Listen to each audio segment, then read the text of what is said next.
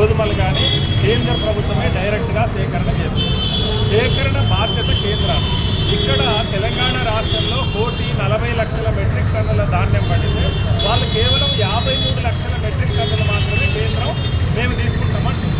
ఇక్కడ రాష్ట్ర ప్రభుత్వము 75 లక్షల మెట్రిక్ టన్నుల వరకు మేము సేకరిస్తామని చెప్పి ముఖ్యమంత్రి గారు ప్రకటన చేశారు. మరి మిగిలిన 70 లక్షల మెట్రిక్ టన్నులు దాదాపుగా ఆ ధాన్యాన్ని అంతటి కూడా రైతాంగము ప్రైవేట్ వ్యక్తులకు నిర్ణయించినటువంటి మద్దతు ధర కంటే కూడా 400-500 తక్కువ రేటుతో అమ్ముకుంటున్నారు.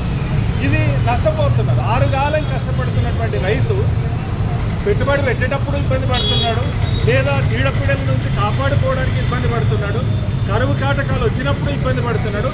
పంట పండించడానికి తన రక్తాన్ని చెమట రూపంలో భూతల్లికి ధారపోస్తే పంటని పండించి మార్కెట్కు తీసుకొని వచ్చేస్తే మార్కెట్కి వచ్చిన తర్వాత ఈరోజు దగా పడుతున్నాడు, మోసపోతున్నాడు. దీన్ని నివారణ చేయాల్సినటువంటి బాధ్యత, ప్రధానమైనటువంటి బాధ్యత కేంద్ర ప్రభుత్వం మీద ఉంది. రాష్ట్ర ప్రభుత్వము చేస్తున్నటువంటిది గతంలో కానీ ఇప్పుడు కానీ మీడియేటర్ బాధ్యత, సేకరణ చేసి కేంద్ర ప్రభుత్వానికి ఇచ్చే బాధ్యత చేస్తుంది. కానీ కేంద్రమేమో తన బాధ్యత నుంచి తప్పుకోవడం అని అంటే ఇదేదో ఆషామాషిగా కాదు. మొత్తం వ్యవసాయ రంగాన్నే విదేశీ స్వదేశీ బడా కార్పొరేట్ సంస్థలకు కట్టబెట్టే దానికోసం ప్రయత్నం చేస్తుంది. అందులో భాగంగానే మద్దతు ధర నామమాత్రంగా తెచ్చింది. మొక్కలకు 2,400 గతంలో మద్దతు ధర ఉంటే ఇప్పుడు 2,410 రూపాయలు చేసింది. వరికి 72 రూపాయలు పెంచింది.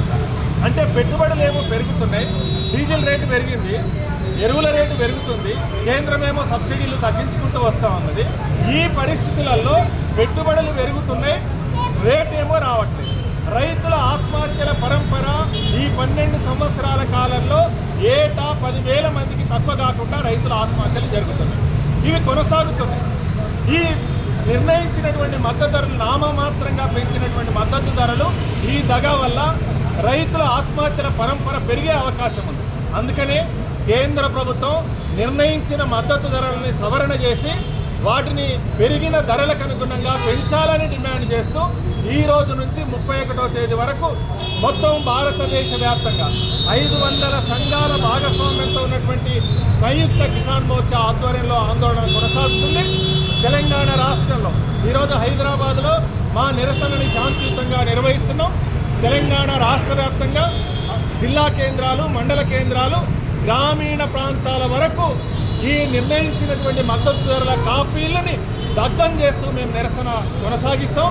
తెలంగాణ రాష్ట్రంలో అధికారంలో ఉన్నటువంటి కాంగ్రెస్ ప్రభుత్వం కేంద్రం మీద చేసేటువంటి ఒత్తిడిలో కలిసి వస్తుందా, లేదా వాళ్ళు చెప్పినటువంటి నిర్ణయానికి అనుగుణంగా దాసోహం అంటదా తేల్చుకోవాలని చెప్పి మేము కోరుతున్నాం.